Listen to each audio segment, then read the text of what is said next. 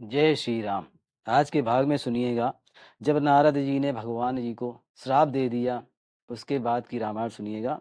क्या लिखा है तुलसीदास जी ने।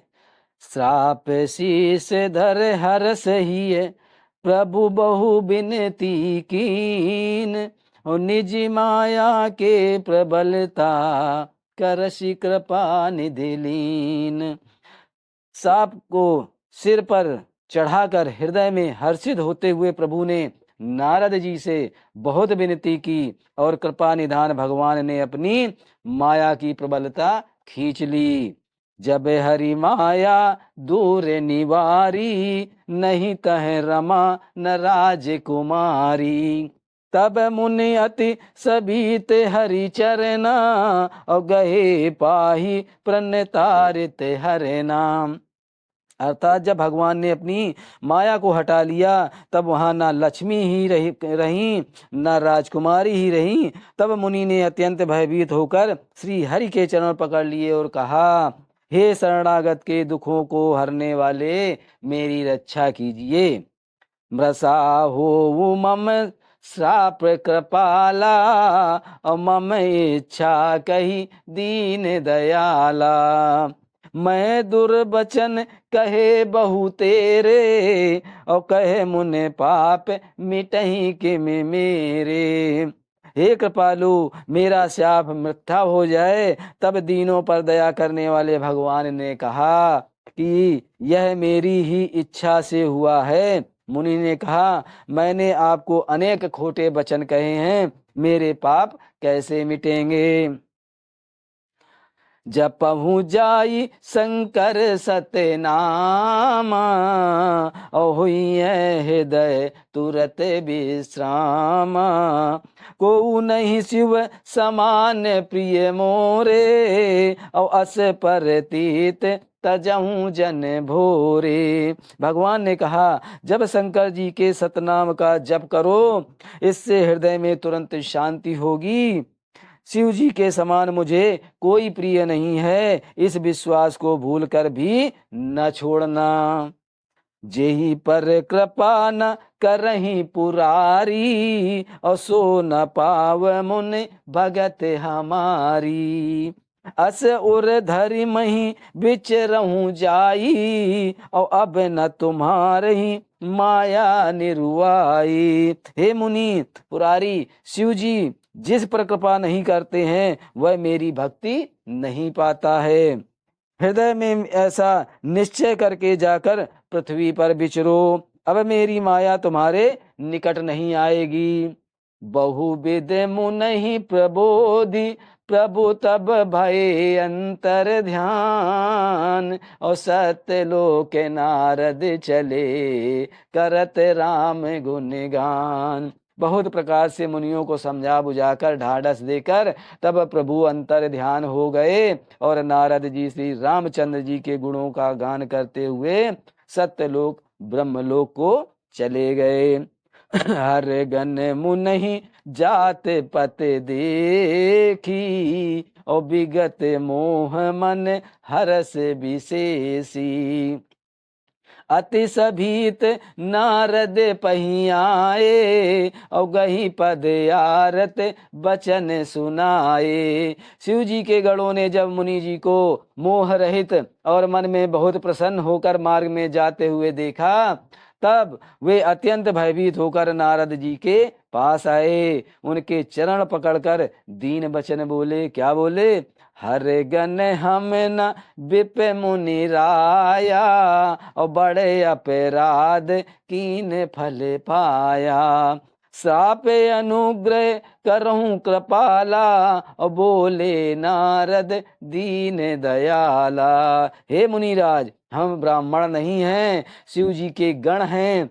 हमने बड़ा अपराध किया है, जिसका फल हमने पा लिया। हे कृपालु, अब शाप दूर करने की कृपा कीजिए। दीनों पर दया करने वाले नारद जी ने कहा, निश्चर जाई हो तुम दो, और वैभव विपुल तेज बल हो। नारद जी उनको बोल रहे हैं, भुज बल विश्व जितब तुम जहिया, और धरी है विष्णु मनुज तनु तहिया। तुम दोनों जाकर राक्षस हो, तुम्हें महान ऐश्वर्य तेज और बल की प्राप्ति हो, तुम अपनी भुजाओं के बल से सारे विश्व को जीत लोगे, तब भगवान विष्णु मनुष्य का शरीर धारण करेंगे।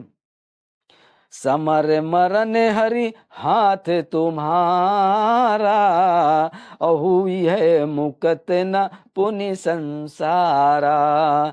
चले जुगल मुनि पद सिर नाई, और भये निशाचर काल ही पाई। युद्ध में श्री हरि के हाथ से तुम्हारी मृत्यु होगी, जिससे तुम मुक्त हो जाओगे और फिर संसार में जन्म नहीं लोगे। वे दोनों मुनि के चरणों में सिर नवाकर चले और समय पाकर राक्षस हुए।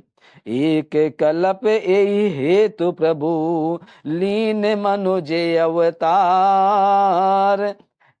सुनिएगा, एक कल्प भगवान ने सिर्फ इन्हीं के लिए अवतार लिया था।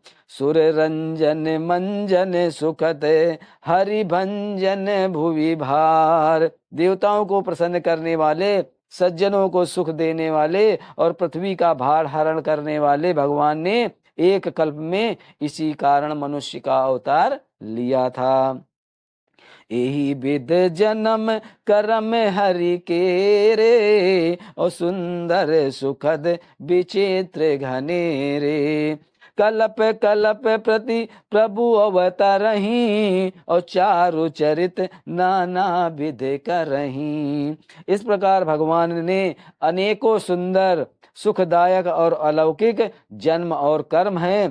प्रत्येक कल्प में जब जब भगवान अवतार लेते हैं और नाना प्रकार की सुंदर लीलाएं करते हैं, तब तब कथा मुनीश ने गाई, और परम पुनीत प्रबंध बनाई। विविध प्रसंग अनूप बखाने, और करई न सुन आचरजु सयाने। तब तब मुनीश्वरों ने परम पवित्र काव्य रचना करके उनकी कथाओं का गान किया है और भांति भांति के अनुपम प्रसंगों का वर्णन किया है, जिनको सुनकर समझदार विवेकी लोग आश्चर्य नहीं करते हैं। हरि अनंत हरि कथा अनंता, और कहीं सुनहि बहु विधि सब संता। रामचंद्र के चरित सुहाए, और कलप कोट लगी जाहि न गाए। श्री हरि अनंत हैं, उनका कोई पार नहीं पा सकता, और उनकी कथा भी अनंत है। सब संत लोग उसे बहुत प्रकार से कहते सुनते हैं। श्री रामचंद्र जी के सुंदर चरित्र करोड़ों कल्पों में भी गाए नहीं जा सकते हैं। यह प्रसंग में कहा भवानी, और हरि माया मोहि मुनि ज्ञानी। प्रभ कौतुकी प्रणप हितकारी, और सेवत सुलभ सकल दुख हारी। शिव जी कहते हैं कि हे पार्वती, मैंने यह बतलाने के लिए इस प्रसंग को कहा कि ज्ञानी मुनि भी भगवान की माया से मोहित हो जाते हैं। प्रभु कौतुकी लीलामय हैं और शरणागत का हित करने वाले हैं। वे सेवा करने से बहुत सुलभ और सुख दुखों के हरने वाले हैं। सुर नर मुनि को नहीं, जेहि न मोह माया प्रबल। और अस विचार मन माही, भजऊ महामाया पतई। देवता मनुष्य और मुनियों में ऐसा कोई नहीं है जिसे भगवान की महानता बलवती माया मोहित न कर दे। मन में ऐसा विचार कर उस महामाया के स्वामी प्रेरक श्री भगवान का भजन करना चाहिए। अपरहित सुन शैल कुमारी, और कहूँ विचित्र कथा विस्तारी। जेहि कारण अज अगुण अनुरूपा, और ब्रह्म भयऊ कौशलपुर भूपा। हे गिरिराज कुमारी, अब भगवान के अवतार का वह दूसरा कारण सुनो। मैं उनकी विचित्र कथा विस्तार करके कहता हूँ, जिस कारण से जन्म रहित, निर्गुण और रूप रहित, अव्यक्त सच्चिदानंद घन ब्रह्म अयोध्यापुरी के राजा हुए। जो प्रभु विपिन फिरत तुम देखा, और बंधु समेत धरे मुनि भेसा। जासु चरित अवलोकी भवानी, और सती समीर रहूं बौरानी। जिन प्रभु श्री रामचंद्र जी को तुमने भाई लक्ष्मण के साथ मुनियों का वेश धारण किए वन में फिरते देखा था, और हे भवानी, जिनके चरित्र देखकर सती के शरीर में तुम ऐसी बावली हो गई थी कि अजहू न छाया मिटही तुम्हारी, और तासु चरित सुन भ्रम रोज हारी। लीला कीन जो ते ही अवतारा, और सो सब कहूँ अति अनुसारा। अब भी तुम्हारे उस बाबलेपन की छाया नहीं मिटती है। उन्हीं के भ्रम रूपी रोगों के कारण करने वाले चरित्र सुनो। उस अवतार में भगवान ने जो जो लीला की है, वह सब मैं अपनी बुद्धि से अनुसार तुम्हें कहूंगा। भरद्वाज सुनि शंकर बानी, और सकुच सप्रेम उमा मुस्कानी। लगे बहुर वरनय ब्रस के तू, और सो अवतार भयऊ जय हेतु। यज्ञवल्क्य जी ने कहा कि हे भरद्वाज, शंकर जी के वचन सुनकर पार्वती जी सकुचा कर प्रेम सहित मुस्कुराई। फिर बृहस्पति शिव जी जिस कारण से भगवान का अवतार हुआ उसका वर्णन करने लगे। सो मैं तुम सन कहूँ सब सुन मुनि से मन लाई, राम कथा कलिमल हरने मंगल करने सुहाई। हे मुनीश्वर भरद्वाज, मैं वह सब तुमसे कहता हूँ, मन लगाकर सुनो। श्री रामचंद्र जी की कथा कलयुग के पापों को हरने वाली, कल्याण करने वाली और बड़ी ही सुंदर है। स्वयंभू मनु अरु सत्य रूपा, और जिनके भय नर श्रेष्ठ अनूपा। दंपति धर्म आचरण नीका, और अजहू गाँव सुत जिनके लीका। स्वयं शंभु मनु और उनकी पत्नी सतरूपा, जिनसे मनुष्यों की यह अनुपम श्रेष्ठ हुई है। इन दोनों पति पत्नी के धर्म और आचरण बहुत अच्छे थे। आज भी वेद जिनकी मर्यादा का गान करते हैं। नृप उत्थान पाद सुत तासु, और ध्रुव हरि भगत भयऊ सुत जासु। लग सुत नाम प्रिय व्रत ताही, और वेद पुराण प्रशंसहि जाही। राजा उत्तानपाद उनके पुत्र थे, जिनके पुत्र प्रसिद्ध हरिभक्त ध्रुव जी हुए। उन मनु जी के छोटे लड़के का नाम प्रियव्रत था, जिसकी प्रशंसा वेद और पुराण करते हैं। देवभूत पुण्यतासु कुमारी, और जो मुनि कर मद कै प्रिय नारी। आदि देव प्रभु दीन दयाला, और उठ जठर धरऊं जई कपिल कृपाला।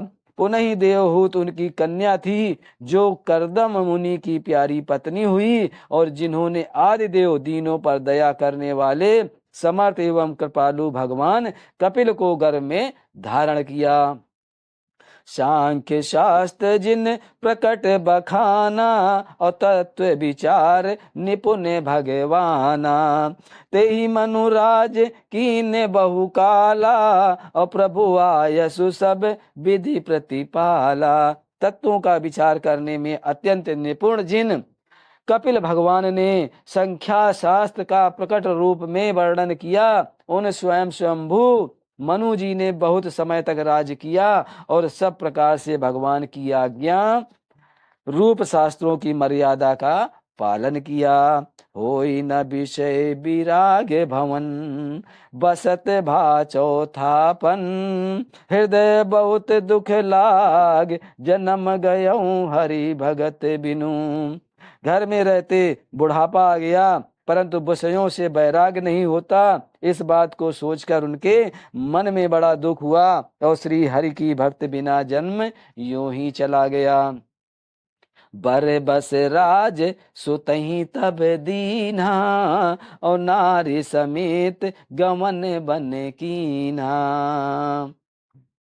तीरथ वार नैमिष विख्याता, और अत पुनीत साधक सिद्धिदाता। तब मुनि जी ने अपने पुत्रों की जबरदस्ती राज देकर तब मुनि जी ने अपने पुत्रों को जबरदस्ती राज देकर स्वयं स्त्री सहित वन को गमन किया। अत्यंत पवित्र और साधकों की सिद्धि देने वाला तीर्थों में श्रेष्ठ नैमिषारण प्रसिद्ध है, जहां पर उन्होंने तपस्या की।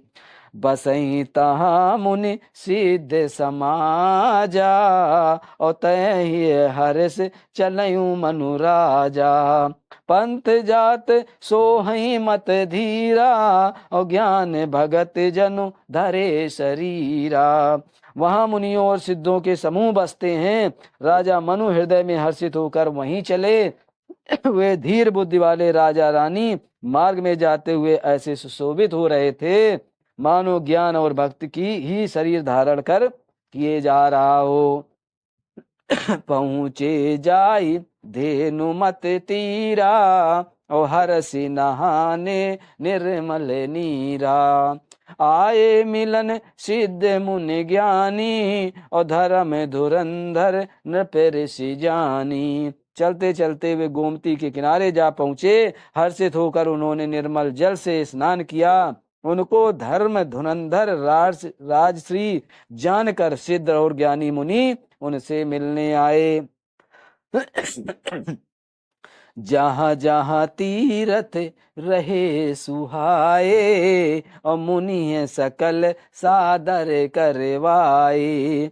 कृस शरीर मुनि पट परिधाना, और सत्य समाज नित सुनहि पुराना। जहाँ जहाँ सुंदर तीर्थ थे, मुनियों ने आदर पूर्वक सभी तीर्थ उनको करा दिए। उनका शरीर दुर्बल हो गया था। वे मुनियों से वल्कल वस्त्र धारण करते थे और संतों के समाज में नित्य पुराण सुनते थे। द्वादश अक्षर मंत्र मुनि पुनि जाहि सहित अनुराग, और वासुदेव पद पंकरऊं दंपति मन अति लाग। और द्वादशाक्षर मंत्र ओम नमो भगवते वासुदेवाय का प्रेम सहित जप करते थे। ये मंत्र बहुत ही सुंदर है। ओम नमो भगवते वासुदेवाय, जिसने जप लिया उसको सब कुछ मिल गया। भगवान वासुदेव के चरण कमलों में उन राजा रानी का मन बहुत ही लग गया। करे हरि आहार साकल फल कंदा, और सुमिरहि ब्रह्म सच्चिदानंदा।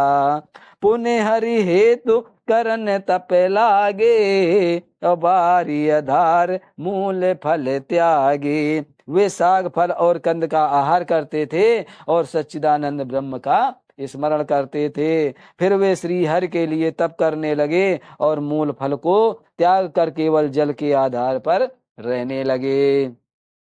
उरे अभिलाष निरंतर होई, और देखऊं नयन परम प्रभु सोई।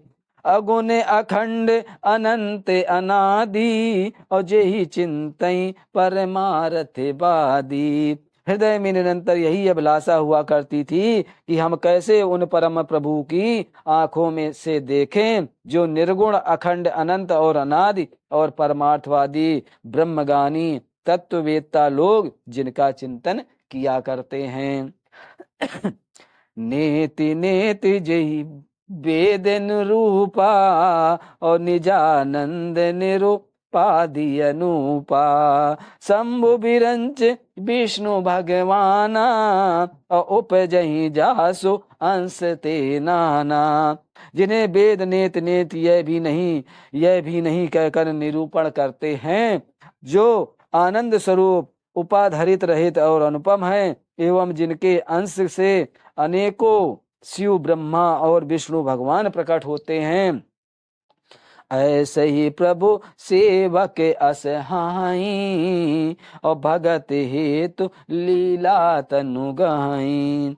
जो यह बचन सत्य श्रुत भाषा, तो हमारे पूजहि अभिलाषा। हे महान प्रभु भी सेवक के बस में हैं और भक्तों के लिए दिव्य लीला विग्रह धारण करते हैं।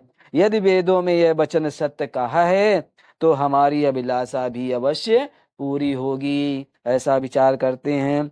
यही विध बीते बरस सठ, सहस बारी आहार, संबत सप्त सहस्त्र पुनि, रहे समीर आधार। इस प्रकार जल का आहार करके तप करके 6000 वर्ष बीत गए। फिर 7000 वर्ष वे वायु के आधार पर रहे।